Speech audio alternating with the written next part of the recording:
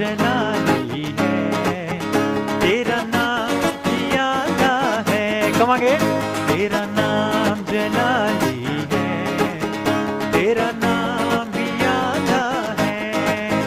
हाथों को उठाकर हम, हाथों को उठाकर हम तुझे धन धन कहते हैं। तेरी पाक हजूरी में तेरी प्रस्तुति करते हैं।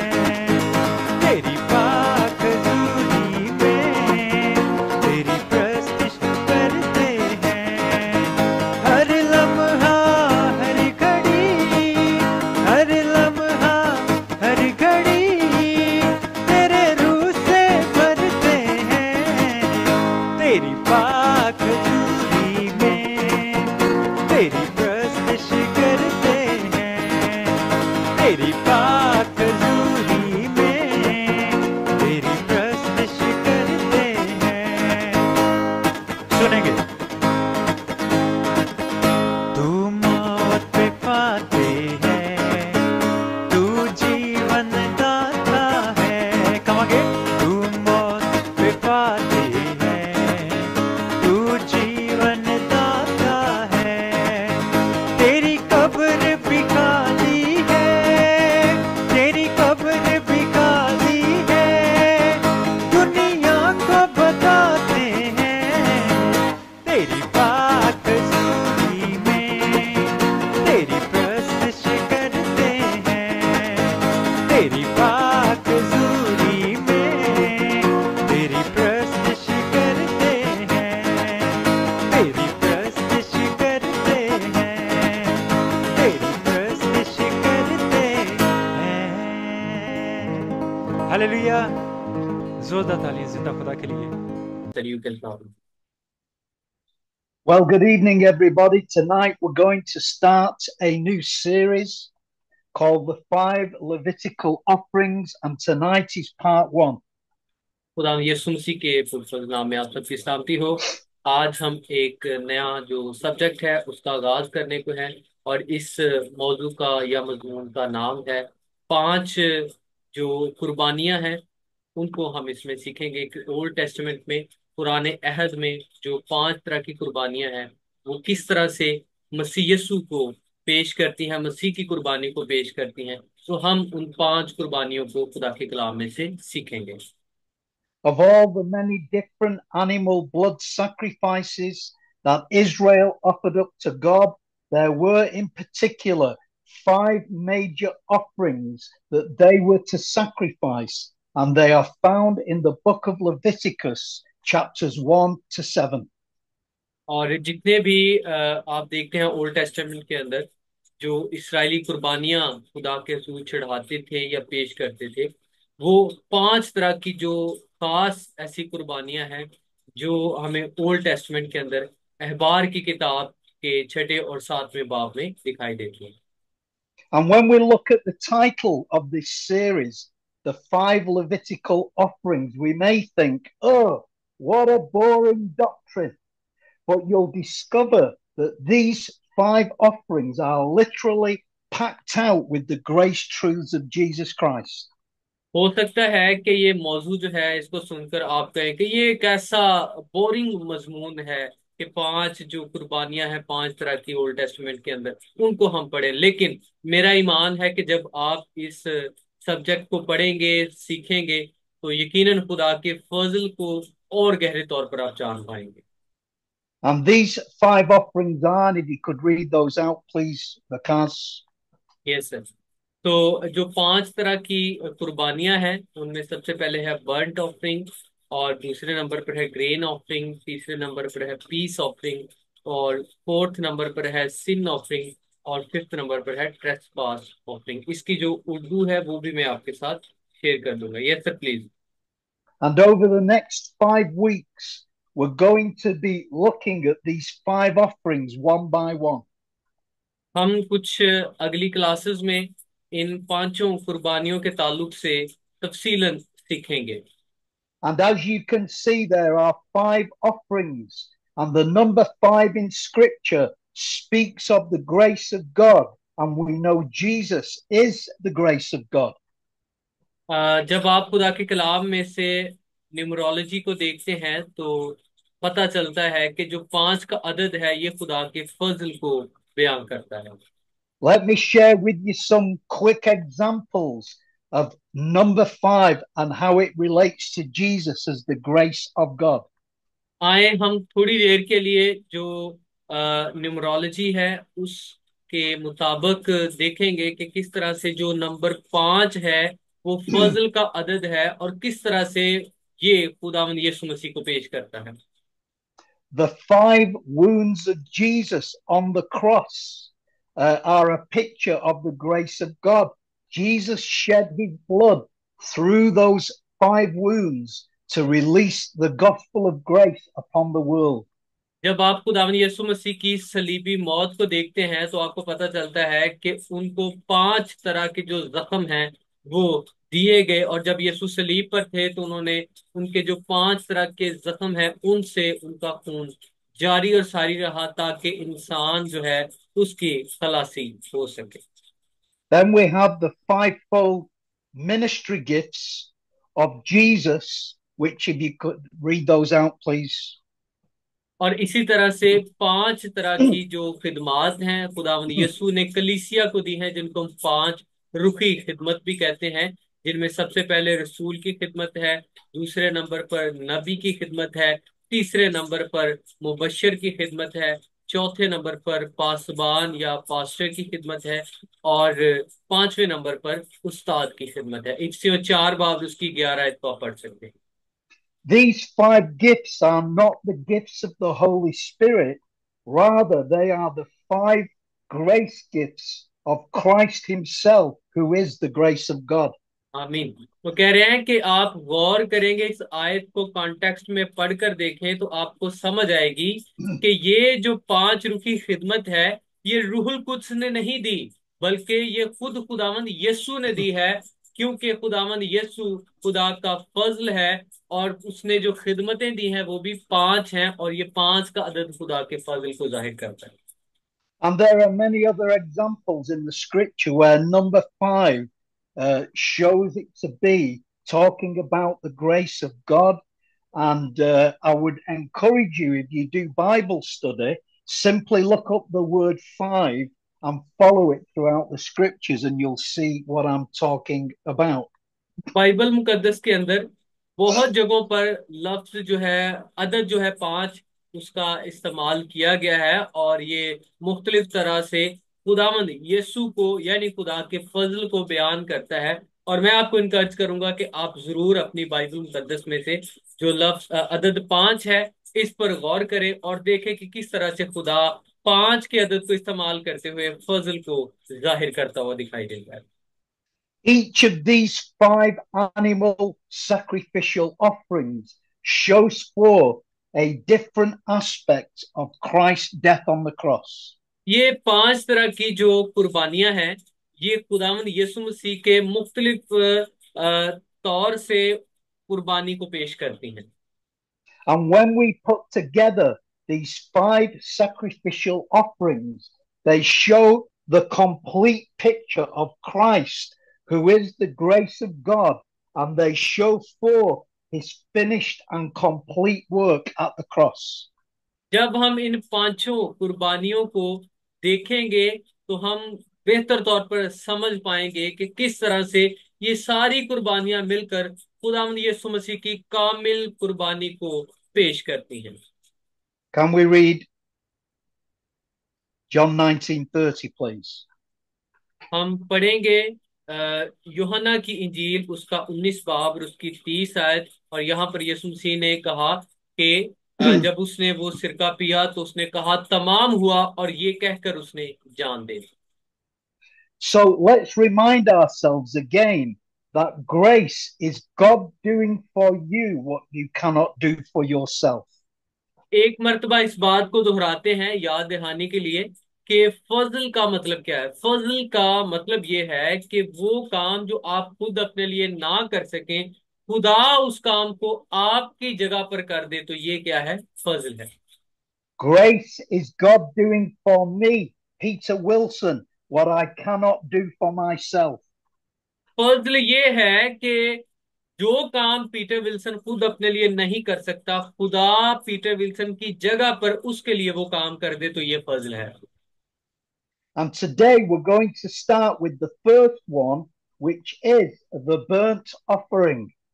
तो सबसे पहले जो हम शुरू करेंगे वो है जलाने की कुर्बानी जो है, इससे आगाज करेंगे। Can we read Leviticus 1:10, please? हम देखेंगे अहबार की किताब, उसका पहला बाब और उसकी 10 आयत, और मैं आपके लिए उर्दू में इसकी तलावत भी साथ करूंगा। Sir just give me 1 minute, I am going to recite in Urdu. Okay. आप अपनी अपनी बाइबल खोल सकते हैं और जरूर आप साथ वाला जात को पढ़ा करें, ठीक है। हम देखेंगे अहबार की किताब, उसका पहला बाब और उसकी 10 आयत। और अगर उसका चढ़ावा रेवड़ में से भेड़ या बकरी की सोख्तनी कुर्बानी हो, तो वो बेऐब नर को लाए। Yes Did sir. you notice that it says there that the burnt offering had to be without blemish? तो जो सोख्तनी कुर्बानी है वो बगैर किसी जो ऐब के होनी चाहिए, उसमें ऐब नहीं होना चाहिए कुछ। An animal sacrifice had to be perfect or without blemish because the animal was a substitute sacrifice that took our place. तो जो सोख्तनी कुर्बानी है उसके लिए जो जानवर है उसको जरूर है कि वो कामिल होना चाहिए, उसमें किसी तरह का ऐब नहीं होना चाहिए, क्योंकि उसने एक गुनाहगार शख्स की जगह पर जो है वो कुर्बान होना है। So, firstly, when the burnt offering was sacrificed on the altar, its blood was taken before God. And when God saw the blood, it was the evidence to him that the punishment for sin, which is always death, had been carried out on that animal. तो इस तरीकाकार को जब हम देखते हैं तो पता चलता है सोख्तनी कुर्बानी के लिए जब पहले जानवर को कुर्बान किया जाता है तो उसका खून जो है खुदा के हजूर इस बात का सबूत होता है कि हाँ, जो गुनाह है उसकी कीमत मौत है, मजदूरी मौत है, वो अदा हो चुकी है। The death penalty had been carried out upon the animal instead of us, and this enabled God to release his mercy and forgiveness upon the person who was offering, which would be you and me. तो जब खून जो है वो खुदा के हजूर पेश किया जाता है तो इससे मुराद ये है कि किसी बेऐब को किसी के गुनाह की सजा के तौर पर मरना पड़ा है और उसकी मौत वाक़या हुई है।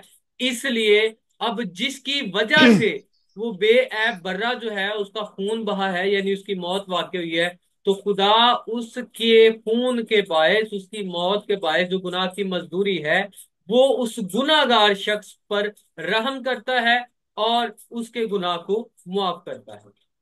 Not only was the person forgiven, but secondly, God imparted the perfection of the animal to the offerer, which is you and I, making us acceptable to God, because God will not accept anything less than perfection. तो ये महज एक तरफा जो है वो काम नहीं होता, बल्कि ये इसको हम कहते हैं दोहरी महसूबियत है। दोहरा महसूब कर रहा है कि उस इंसान का जो गुनाह है वो डाल दिया गया है उस बर्रे के ऊपर, और उस बर्रे के खून बहाए जाने के बायस उस बर्रे की जो पाकीज़गी है वो उस इंसान के साथ महसूब की गई है। सो इस तरह से खुदा महज उस इंसान के गुनाह को मुआफ ही नहीं करता, बल्कि जो बर्रे की पाकीज़गी है वो भी उस इंसान को अता करता है, और इस तरह से अब खुदा के साथ वो इंसान कामिल तौर पर या वो इंसान एक पाक ताल्लुक में कायम हो चुका है। The burnt offering now becomes a type or prophetic picture pointing forward to the death of Christ on the cross. तो सोख्तनी कुर्बानी जो है ये खुदावंद यीशु मसीह की कामिल कुर्बानी के नबूवती पैगाम या उसकी जो तस्वीर है उसकी तरफ हमें लेकर चलती है। Christ became our substitute sacrifice and took our place. खुदावंद यीशु मसीह हमारा जामन हुआ और उसने हमारी जगह पर हमारे गुनाह को उठा लिया और अपने मौत के वसीला से हमें उसने क्या किया है, गुनाह से आजाद किया और अपनी फर्मा बरदारी से अपनी पाकीज़गी जो है हमें मुंतकिल की है। So, firstly, when Christ shed his blood as our great high priest, he took his blood into the presence of God. And when God saw the blood, it was the evidence to him that the punishment for sin, which is always death, had been carried out upon Christ instead of us. खुदावंद यीशु मसीह ने बहैसियत सरदार काहिन हमारे लिए अपना ही खून जब बाप के हुजूर पेश किया, तो बाप ने उस खून को देखकर इस बात से मुतमईन हुआ कि हाँ, अब गुनाह का कफारा हो चुका है, गुनाह की कीमत अदा की जा चुकी है। अब इंसान जो है वो खुदा के साथ सलामती में, इत्मीनान में और दुरुस्त ताल्लुक में कायम किया जा सकता है। सो यीशु मसीह के खून के सबब से हमारी खलासी हुई है और उसके खून के सबब से यानी उसकी फरमाबरदारी के सबब से उसकी रास्तबाजी हमारे साथ महसूस की गई है। The sight of Christ's perfect blood then enabled God to release his forgiveness and mercy upon all mankind for those who would receive it. आमीन। खुदावंद यीशु मसीह की कामिल कुर्बानी जब खुदा के हुजूर पेश की गई है, तो खुदा ने उस कामिल कुर्बानी को कबूल किया है और खुदा उससे रजामंद हुआ है और खुदा ने उस कुर्बानी को कबूल करके उस पर ईमान लाने वाले जितने भी लोग हैं उनको खुदा मुआफी और रास्तबाजी तोहफे में अता करता है। So Christ's blood brought forgiveness, but secondly, his body brought perfection because Christ was a perfect sacrifice without spot or blemish. तो खुदावंद यीशु मसीह ने जब सलीब पर जान दी, तो वो एक कामिल गुनाह की कुर्बानी के तौर पर हमें दिखाई देता है और उसके साथ साथ उसने एक कामिल जो पाकीज़गी है वो भी जाहिर की है फर्मा बरदारी के वसीला से, यानी सलीबी मौत का दुख बर्दाश्त करके। तो उसने वो कामलियत और पाकीज़गी भी हमें अता की है। Can we read 1 Peter 1:18 and 19 and Hebrews 9:14, please? हम पढ़ेंगे पतरस रसूल का पहला खत, उसका पहला बाब और उसकी 18 से 19 आयात को। पहला पतरस उसका पहला बाब और उसकी 18 से 19 आयात। क्योंकि तुम जानते हो कि तुम्हारा नकम्मा चाल चलन जो बाप दादा से चला आता था, उससे तुम्हारी खलासी फानी चीजों यानी सोने चांदी के जरिया से नहीं हुई, बल्कि एक बेऐब और बेदाग यानी मसीह के बेशकीमत खून से। God then imparted Christ's perfection to us, making us acceptable to God. तो खुदावंद यीशु मसीह का बेऐब बर्रे के तौर पर सलीब पर कुर्बान होना, यही वजह है कि खुदा उसको कबूल करता है और उसकी वजह से खुदा हमें भी कबूल करता है। Can we read Hebrews 10:14 and Hebrews 12:22 to 24? हम पढ़ेंगे इब्रानियों 10 बाब और उसकी 14 आयत और इब्रानियों 12 बाब और उसकी 22 का 24 आयत को। इब्रानियों 10 बाब और उसकी 14 आयत को पढ़ते हैं। यहाँ पे लिखा है, क्योंकि उसने एक ही कुर्बानी चढ़ाने से उनको हमेशा के लिए कामिल कर दिया है जो पाक किए जाते हैं। इब्रानियों 12 बाब को पढ़ते हैं और उसकी 22 का 24 आयत। 12 बाब 22 का 24 आयत। बल्कि तुम सयून के पहाड़ और जिंदा खुदा के शहर यानी आसमानी यरूशलेम के पास और लाखों फरिश्तों और उन सब पलोठों की आम जमात यानी कलीसिया के नाम आसमान पर लिखे हैं और सब के मुंसिफ खुदा और कामिल किए हुए रास्तबाजों की रूहों और नए अहद के दरमियानी यीशु और छिड़काव के उस खून के पास आए हो जो हाबिल के खून की निस्बत बेहतर बातें कहता है। I must apologize to you because I've just realized all my scriptures are in English. I'm still in the class on Saturday rather than the one on Wednesday. It's okay, sir. No problem. We can Okay, recite in Urdu from our Urdu Bible. okay. So can we also read Ephesians 1:6, please? हम देखेंगे इफिसियों पहला बाब और उसकी 6 आयत। इफिसियों पहला बाब और उसकी 6 आयत को देखते हैं। यहाँ पे लिखा है, ताकि उसके फजल के जलाल की सिताइश हो जो हमें उस अजीज में मुफ्त बख्शा गया है। आमीन। So Christ's perfection was imparted to you and I along with forgiveness of sins. तो खुदावंद यीशु मसीह की कामल पाकीज़गी जो है वो उसकी कुर्बानी के वसीला से हमारे साथ महसूब की गई है और हमारे अंदर मुंतकिल की गई है। And it's this aspect of salvation which makes the believer a perfect, finished work of Christ that makes us acceptable to God, which is missing from the preaching of the gospel in the church today. आज कलीसिया जो है उसमें इसी बात की कमी है कि उनके दरमियान खुदावंद यीशु मसीह के इस जो तनाजुर को, उसकी कुर्बानी के इस तनाजुर को पेश नहीं किया जाता कि जब यीशु मसीह सलीब पर मर गया तो बहैसियत कामिल बर्रे के तौर पर उसने कुर्बानी अदा की, तो उसकी कामलियत, उसकी पाकीज़गी के वसीला से खुदा हमें भी पाक और कामिल ठहराता है। और ये सच्चाई है जिसको कलीसिया आज के दौर में जो है वो शायद प्रीच नहीं कर रही, लोगों को उसकी तालीम नहीं दे रही। इस वजह से लोग आज भी एहसास जुर्म और एहसास गुनाह का शिकार रहते हैं। This is the reason why so many believers struggle with condemnation, guilt, hopelessness, and defeat because they do not see themselves as perfect before Almighty God.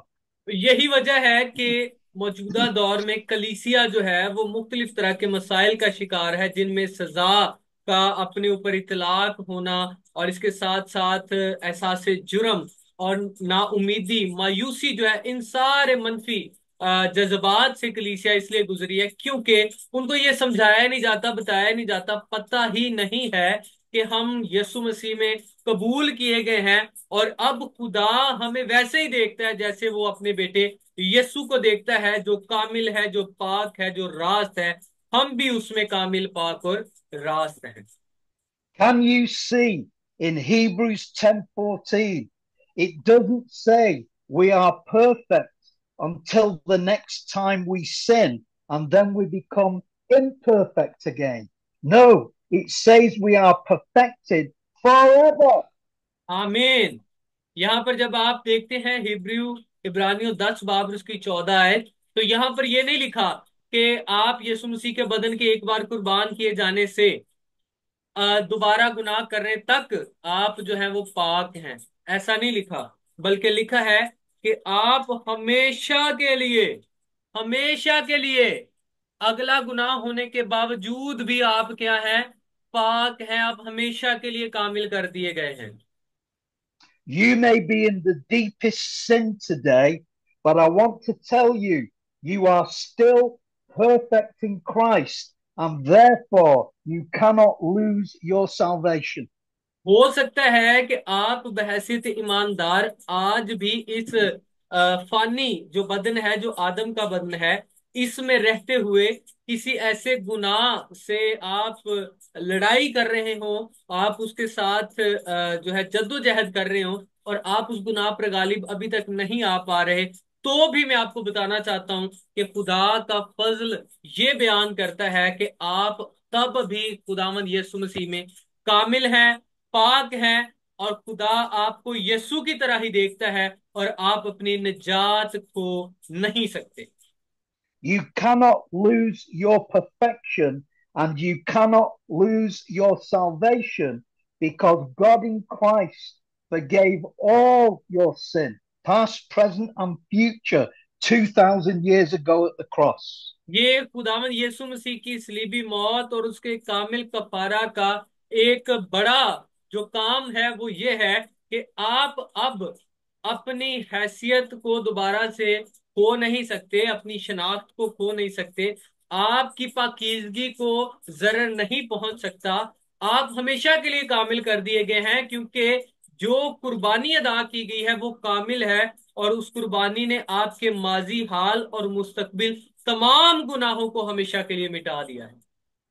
Can we read Colossians 2:13, please? हम पढ़ेंगे कुलुस्सियों 2 बाब और उसकी 13 आयत। और यहाँ पर खुदा के कलाम को जब हम पढ़ते हैं तो लिखा है कि और उसने तुम्हें भी जो अपने कसूरों और जिस्म की नामकसूनी के सबब से मुर्दा थे उसके साथ जिंदा किया और हमारे सब कसूर मुआफ किए।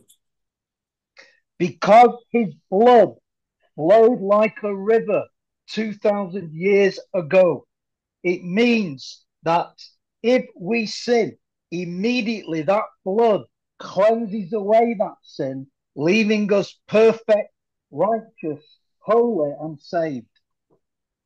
हम ये क्यों कहते हैं कि आप गुनाह अगर आपसे कभी हो भी जाए तो भी आप कामिल हैं, पाक हैं, आप गुनाहगार नहीं हैं? उसकी वजह क्या है, इसके पीछे सुनिएगा। खुदावंद यीशु मसीह का खून जो एक नदी की मानिंद बहा है सलीब के ऊपर, और वो इस कदर इस शिद्दत से बहा है कि उसका काम जो है इस कदर पाक है, कामिल है, कि उसकी तासीर अब भी हो रही है, अब भी जारी है। कि आप यीशु मसीह को जब कबूल करते हैं तो आपको हमेशा के लिए पाक और कामिल कर दिया जाता है, और आपके सब कसूर माफ कर दिए जाते हैं। तो भी जब आपसे गुनाह होता है तो यीशु का लहू आपको फौरन उसी वक्त मुकम्मल तौर पर फिर से क्या करता है, पाक कर देता है, आपके गुनाह को मिटा देता है, और आप कामिल तौर पर पाक और साफ ही रहते हैं। इस वजह से आप गुनाहगार नहीं कहलाते, बल्कि आप पाक, कामिल और रास्तबाज ही कहलाते हैं। Can you see that Paul the Apostle always goes back to the cross for the revelation he teaches about grace? आप खुदा के बंदा पौलुस रसूल को देखें और उसकी जो तहरीरें हैं, उसके खतूत हैं, जब आप उनका मुताला करते हैं तो वो जब भी खुदावंद यीशु मसीह की सलीब पर कामलियत की बात करता है, उसके काम की तकमील की बात करता है, तो वो सिखाता है कि देखें किस तरह से 2000 साल पहले हम जो है यीशु मसीह के खून के बायस पाक किए गए हैं, कामिल किए गए हैं, और अब खुदा हमें वैसा ही देखता है जैसा वो यीशु को देखता है। And you and I need to keep going back to the cross to receive the revelation truths we need to live in the grace of God. मुझे और आपको जरूरत है कि हम पौलुस की तरह जो सलीब की तरफ देखता है और उस मुआफी के फजल के मुकाशफा को जान पाता है और उसकी तालीम कलीसिया को देता है, हमें भी जरूरत है कि हम भी उसी की तरह सलीब की तरफ निगाह करें। आज से 2000 साल पहले जो हमारे लिए हो चुका है उसको देखें, समझे, जाने, और अपने लिए उन सच्चाइयों को जान सकें जो खुदा चाहता है कि हम उनको जानें।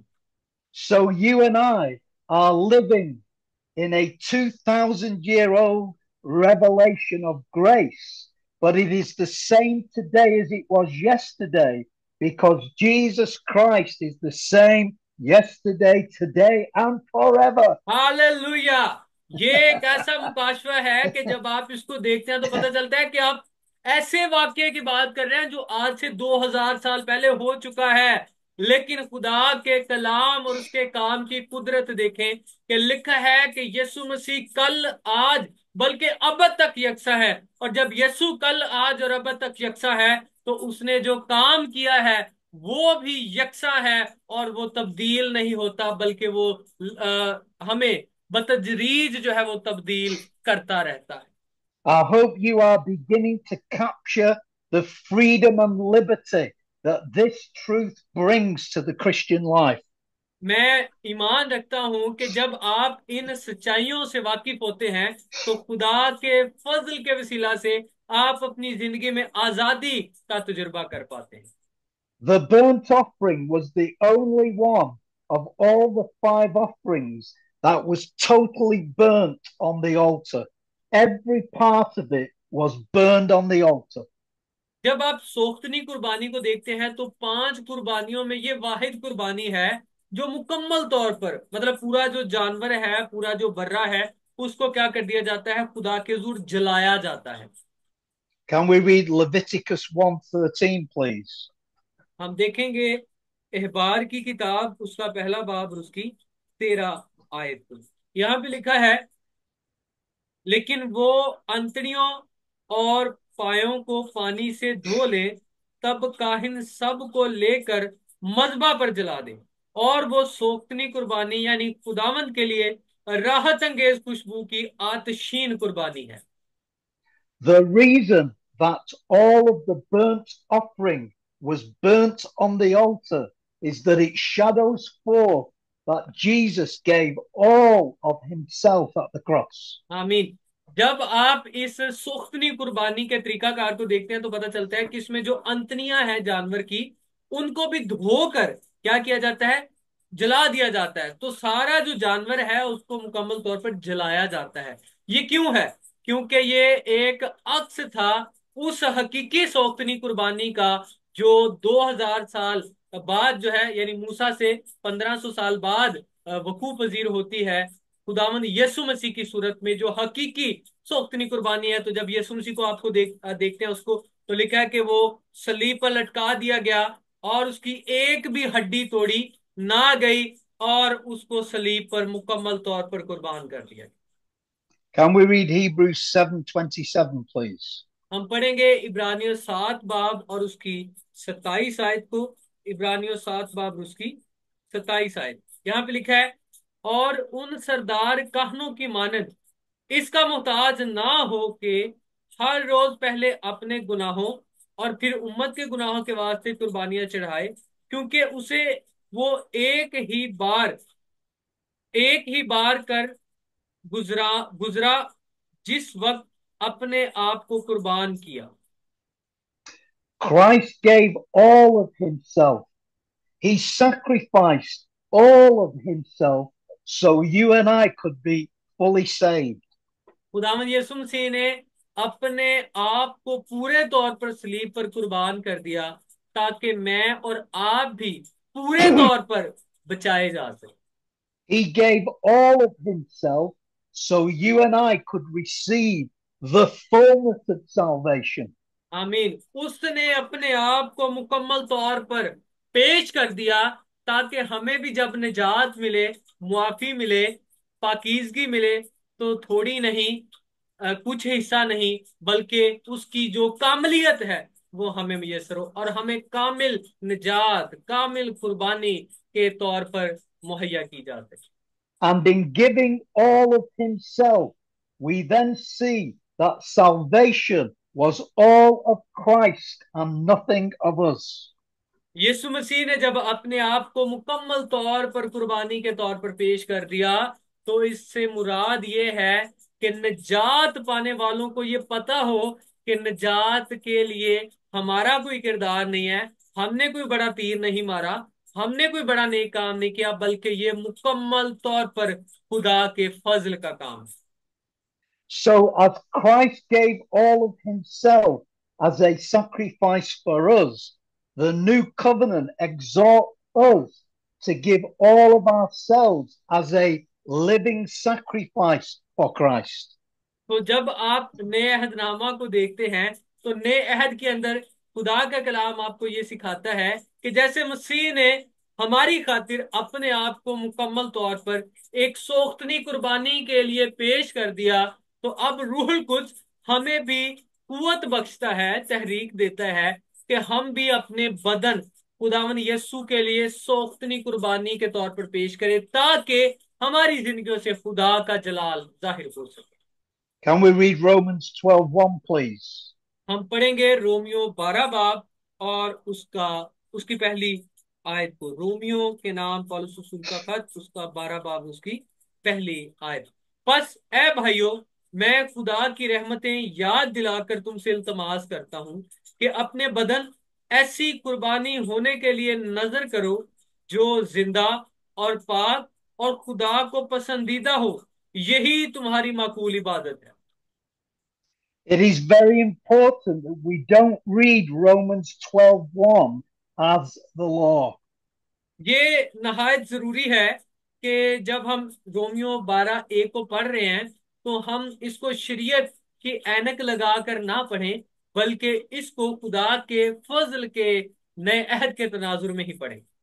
So that when it says, present your bodies a living sacrifice, wholly acceptable to God, we must realize that we are already holy. We are already acceptable to God in Christ. तो जब इस आयत को आप पढ़ रहे हैं तो यहाँ पे जो लिखा है कि अपने बदन ऐसी कुर्बानी होने के लिए नजर करो जो जिंदा पाक है और खुदा को पसंद है, तो इसका मतलब हरगिज नहीं है कि आप सोचें कि शायद अभी मुझ में किसी बात की कमी है, शायद अभी मैं पाक नहीं हूं, शायद अभी मुझ में कोई ना कोई कमी जरूर है, तो खुदा मुझसे चाहता है कि मैं अब खुद कुछ करूं और अपने आप को एक पाक और कामिल कुर्बानी के तौर पर पेश करूं। ऐसा नहीं है। आपको ये याद रखना है कि यीशु मसीह के कुर्बानी के वसीला से आप पहले ही कामिल और पाक हैं। Therefore, we don't have to struggle or work something up in order to live a holy lifestyle so we will be acceptable to God. No, in Christ, we are already all those things. इस शायद का मतलब हरगिज ये नहीं है कि आप ये सोचना शुरू कर दें कि पता नहीं मेरे साथ कोई इश्यू है, अभी भी मुझ में कोई कमी है, तो मैं क्या करता हूं कि अब अपने अपनी कोशिश से अपने नेक कामों से मैं जो है अपने आप को पाक करने की कोशिश करता हूं और एक पाक जिंदगी बसर करने की कोशिश करता हूं ताकि खुदा मुझे कबूल कर सके। ऐसा नहीं है। खुदा का कलाम ये फरमाता है, सच्चाई ये है कि आप पहले ही पाक हैं, आप पहले ही कामिल हैं। आपको और कुछ करके खुदा को खुश करने की जरूरत नहीं है, क्योंकि खुदा एक कामिल कुर्बानी की वसीला से पहले ही आपसे और मुझसे खुश हो चुका है। And the difference is that under the old covenant, holiness was what you did, but under the new covenant, holiness is what you are. पुराने अहद में पाकीज़गी जो है वो इस तरह से उसको देखा जाता है कि आप कुछ कर रहे हैं और उसके बाद फिर आप पाक ठहरे हैं। लेकिन नए अहदनामा ऐसा नहीं है। नए अहद के मुताबिक पाकीज़गी क्या है कि आप किसी की वजह से पहले ही पाक किए गए हैं। तो आप उस पर गौर करें, उस पर ध्यान ज्ञान करें और जो कुछ आपके लिए हो चुका है उसको अपनी जिंदगी में अपनाएं, और इस तरह से आप उस पाकीज़गी को जो पहले ही आपके पास है उसमें मूव कर सकेंगे, आप उसको जान पाएंगे और उसमें भर सकेंगे। So when we live out Romans 12:1, all we have to do is when we get up in the morning, say, Jesus, I offer myself to you to this day to work through me in whatever way you see fit. End of आमीन। story. तो Romeo 12 बाब की पहली आयत को जब आप पढ़ रहे हैं तो इसका मकसद सादा तौर पर क्या है या इसका मफहूम क्या है? मफहूम ये है कि एक ईमानदार जो खुदा यीशु पर ईमान रखता है, जब वो अपनी सुबह उठता है और उसको क्या करना है कि अपने आप को खुदावंद यीशु के सुपुर्द करना है और उसे कहना है कि खुदावंद मैं अपने सारे दिन को तेरे हाथों में सौंपता हूं ताकि तू मुझ में रहकर काम कर सके। मैं खुद से नहीं, अपनी कोशिश से नहीं, अपनी अकल से नहीं, बल्कि तेरे फजल से तुझ में होकर अपनी जिंदगी को बसर कर सकूं। सो तू क्या कर, मुझे तहरीक दे, मुझे संभाल, मेरे बदन को ले ताकि तू अपने जलाल के लिए मेरे बदन को इस्तेमाल कर सके। इससे बढ़कर और कोई भी इस आयत का मफहूम नहीं है। अपने आप को यीशु के हाथों में देना ताकि वो आपके बदन को अपनी मर्जी के मुताबिक इस्तेमाल कर सके। So we offer ourselves as a living sacrifice from a place of rest. तो ये हम क्या करते हैं, एक जिंदा और मौसर कुर्बानी जो है वो खुदा के हजूर पेश करते हैं जब हम अपने आप को यीशु के हाथों में सौंपते हैं, और इस तरह से हमें तसल्ली, इत्मीनान और सुकून जो है वो मुयस्सर होता है। Now, it must be pointed out that there is a major difference between Christ giving his all for us and us giving our all for Christ. तो इस बात को भी समझने की जरूरत है कि इन दोनों बातों में फर्क है कि यीशु मसीह ने मुकम्मल तौर पर अपने आप को हमारे लिए दे दिया, और हम किस तरह से मुकम्मल तौर पर अपने आप को यीशु के लिए दे सकते हैं। तो इन दोनों बातों में फर्क है, उसको जरूर समझते हैं। Christ giving his all for us secured our salvation. It was all of him because we could do nothing to gain our salvation. खुदावंद यीशु मसीह ने अपने आप को मुकम्मल तौर पर हमारी खातिर इसलिए पेश कर दिया या दे दिया क्योंकि वो जानते हैं कि हम अपने लिए खुद से कुछ भी कर नहीं सकते। So when we give all of ourselves as a living sacrifice to Christ, it is not for salvation, but it is for good works. आमीन। तो यीशु मसीह ने अपने आप को मुकम्मल तौर पर हमारी खातिर सलीब पर क्यों दे दिया? क्योंकि हम खुद से कुछ भी करके निजात हासिल नहीं कर सकते थे, कामलियत हासिल नहीं कर सकते थे। इस वजह से यीशु ने अपने आप को मुकम्मल तौर पर सलीब पर दिया। हम जब अपने आप को यीशु के हाथों में सौंपते हैं तो इससे मुराद क्या है कि हम निजात के लिए नहीं कहते कि हम अपने आप को यीशु के हाथों में सौंपे कि हमें निजात मिले। हम वो निजात ईमान से पा चुके हैं। हम उस निजात की मोहर यानी जो नेक काम है, उन नेक कामों का इजहार इस बदन से हो सके, इसलिए हम क्या करते हैं, अपने आप को मुकम्मल तौर पर यीशु के हाथों में देते हैं ताकि वो हम में रहकर नेक अमाल और काम और रूह का जो फल है वो जाहिर कर सके। Trying to save ourselves is called dead works and is impossible for us to achieve. खुद से कोई काम करके अपने आप को बचाना, यही वो बात है जिसको याकूब अपने खत में कहता है कि ये मुर्दा काम है। But after we are saved, we are called to do good works by faith as a fruit of salvation. तो यीशु मसीह को कबूल करने के बाद ये ईमान है जो हमारे अंदर इस तहरीक को लाता है कि हम नेक अमाल को जाहिर कर सकें। तो उसके लिए खुदावंद यीशु पर भरोसा रखना ही एक जिंदा और मौसर काम है कि हम उस पर डिपेंडेंट रहें, उस पर इन्हिसार करें, अपने आप को कामिल तौर पर उसके सुपुर्द करें ताकि वो हम में से नेक काम को जाहिर कर सके। Can we read Ephesians 2 8 to 10, please? हम देखेंगे इफिसियों 2 बाब और उसकी 8 ता 10 आयात। इफिसियों 2 बाब उसकी 8 ता 10 आयात।